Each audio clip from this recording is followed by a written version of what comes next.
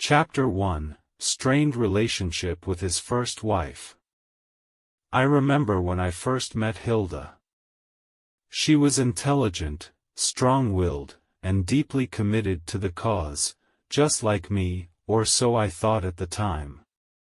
She was Peruvian, an economist, someone who understood the world in a way that not many could. We shared ideas, we shared dreams, and for a moment, it seemed like we could build something together. But I soon realized how little I could give her in return for all that she was willing to invest in me. I was consumed, you see. The revolution, the struggle for the oppressed, it had me, body and soul. The urgency of the moment, the feeling of every hour, every breath, being tied to something larger than life itself, it didn't leave space for much else. Not for love, not for family. Not for Hilda. There were moments when I thought we could still make it work, moments when I promised myself I would give more. But each time, the revolution pulled me back. It didn't matter if it was her pain, her loneliness, her cries in the middle of the night, it all seemed so distant. There was always another meeting, another plan, another step in the long road toward liberation. How could I have known how much she needed me? How could I have known that, despite all her understanding, she would eventually break? I betrayed her, not just with other women, but with my own absence. I was never truly there, not in the way a man should be. What good is a man who isn't present? What good is a man who talks about justice, but leaves the one who loves him to bear the weight of his neglect? She felt it, of course. I could see it in her eyes when I would return, tired, lost in thoughts of guerrillas and revolutions. The distance between us grew, little by little, like a gap I couldn't cross no matter how hard I tried. Her voice, once so strong and commanding, became quieter, more distant, until one day it was gone altogether. We divorced. A decision that, looking back, was inevitable. How could she have stayed with someone who was so far gone? How could I have asked her to wait while I fought battles in places far from her heart? She deserved more. She deserved a man who could see her, who could be with her. But that man was never me. I don't blame her for leaving. If anything, I understand. The revolution was my mistress, and it took everything. I gave her everything, but in doing so, I left behind the woman who had once believed in me. It was a lesson, painful and hard-earned. The battle for freedom is a noble one, yes. But it comes at a cost.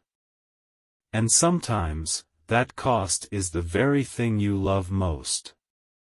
Chapter 2: Separation from his family. I remember their faces, my children, but they were fading, slipping away in my mind with every mile I traveled. I left them behind, in Cuba, as I set off to wage war in distant lands. I left them behind in the name of something greater, something I believed could free millions, something that would reshape the world. But in that journey, I failed to see what I was losing, what I had already lost. The revolution consumed me. It always did. The world was burning, and I was burning with it. Africa called to me, Bolivia beckoned, and the fight, the never-ending struggle for justice, demanded my presence more than any embrace, more than any tender voice calling my name. I thought I was doing it for them, too, so they could live in a world free from tyranny, so their future could be filled with hope instead of oppression. But there's no redemption in a future if you can't even be there to witness it. They were so young, my children, and I wasn't there. I missed their first words, their first steps, their little victories and their pains. I wasn't there for their questions, the times they must have needed their father. I was lost in the wilderness of a revolution, believing that if I fought hard enough, if I bled enough, they would one day understand. But what kind of father doesn't even know the sound of his own child's voice when they need him? The letters came, cold, short, distant, and I would hold them in my hands, reading them with guilt clawing at my chest. My family, my flesh and blood, were becoming strangers, their lives unfolding without me. What good is a man who sacrifices everything, yet finds himself forgotten by those he loves? What was the point of freeing the world if I couldn't even free my own heart? They asked me, you know. I could see it in their letters, in the silence they sent me, in the spaces between the words. Why aren't you here, Papa? They didn't say it outright, but I felt it every time. And I didn't have the answer. How could I? What could I say? That I was off to fight for them, for their future? How foolish it sounds now. The truth was, I was a soldier of revolution, but a stranger to my own blood. In the end, I know what I did, and I know what it cost me. I sacrificed my family for something larger, for an idea that, in the end, demanded too much. And now, as I stand here, far from the world I once fought to create, I wonder if they ever knew how much I loved them. How much I still do, even from this far distance. But the truth is, love is something you can't simply fight for from afar. It's something you live. And I failed them in the living. Chapter 3, Health Struggles. Asthma. It's a word that followed me like a shadow, from the moment I took my first breath. I was a sickly child, always gasping for air, always fighting just to breathe. I remember lying awake at night, my chest tight, the weight of it pressing down on me as if the world itself was trying to crush me. I've nearly died from it more times than I can count, each time, the air escaping from my lungs, leaving me helpless, unable to move, my body weak. It should have been a curse, but it didn't stop me. It never did. From a young age, I was determined to fight it. I pushed myself harder than any child should have to. I learned to swim to strengthen my lungs. I ran to build endurance. Every time I had an attack, every time my body betrayed me, I forced myself to rise again, to fight back against the weakness. That's where the revolution began, inside that struggle to breathe, to live, to not let the world define me by my limitations. I would show them. I would prove that nothing could hold me down. But you see, when you carry a burden like asthma, it doesn't just fade away. It doesn't vanish when you leave your childhood behind. As an adult, as a revolutionary, it became my constant companion, always there, lurking, waiting to remind me of how fragile I was, how human. In the jungles of Cuba, during our guerrilla campaigns, it would hit me when I least expected it. The damp, thick air would suffocate me, the harsh conditions would set it off, and I'd be lying there, gasping, knowing that my comrades needed me, and yet there was nothing I could do. I'd fight, claw at the air, struggle to stay on my feet, but the attacks were relentless, and they came at the worst possible moments.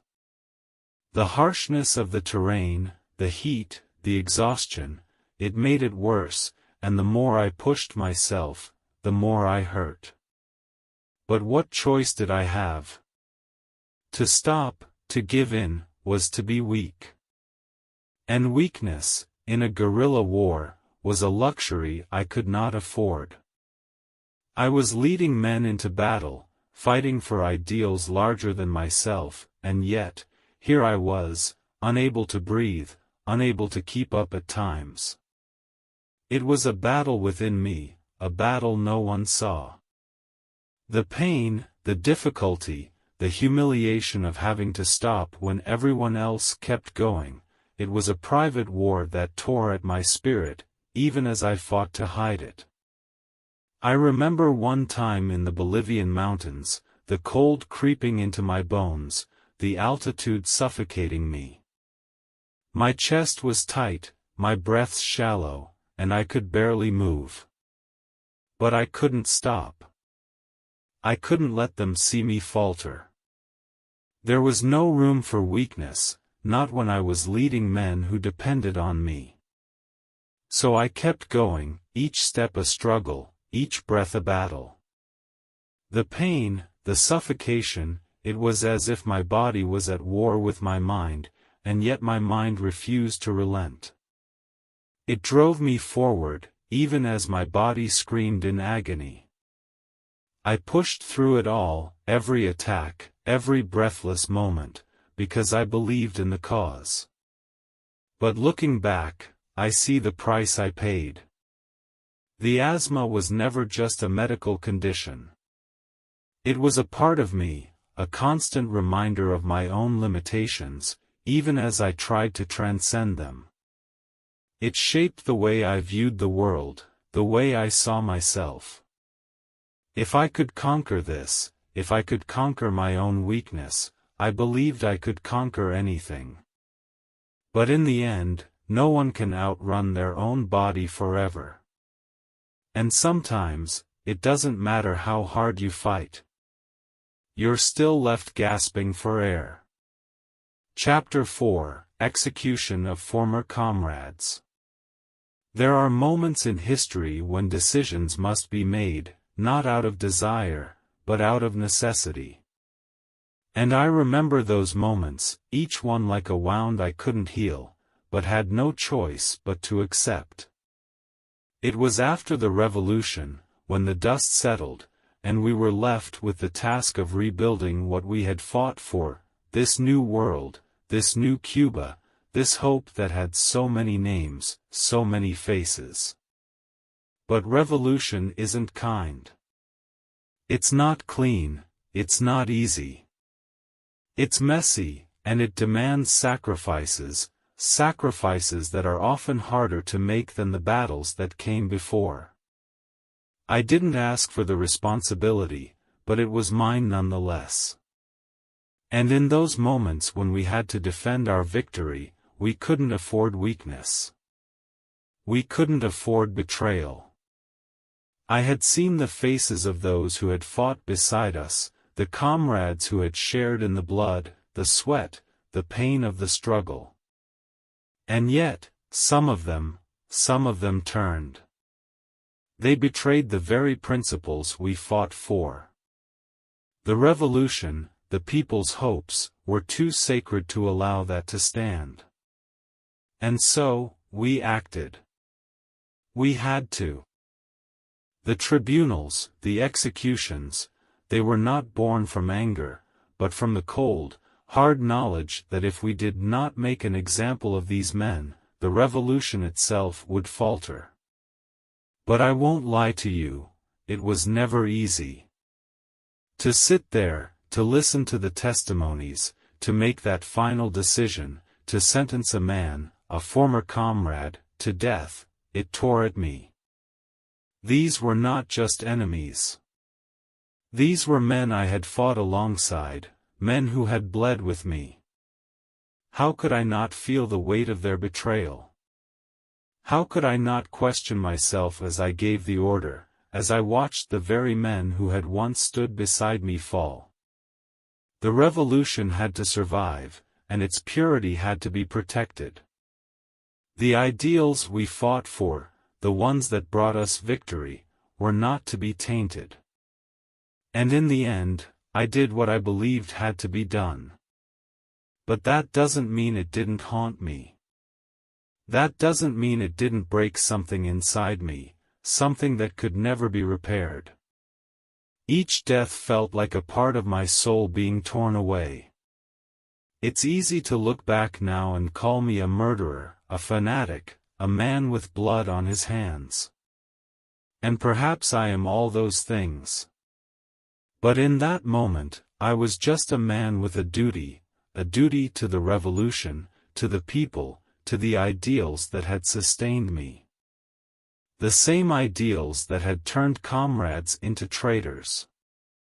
The revolution demands loyalty, and it punishes betrayal. There's no room for sentiment when you're standing at the edge of history. And yet, I wonder, what did we really win? What did we sacrifice, not just in the lives of our enemies, but in the lives of those we were supposed to save? We wanted to build a just world, but how just can a world be when it's built on such blood? Maybe one day, history will judge me differently. Maybe the revolution will be seen for what it truly was. But as I stand here, I carry the weight of those decisions that, in the heat of the moment, seemed right, but now, I can't help but wonder if the cost was worth it.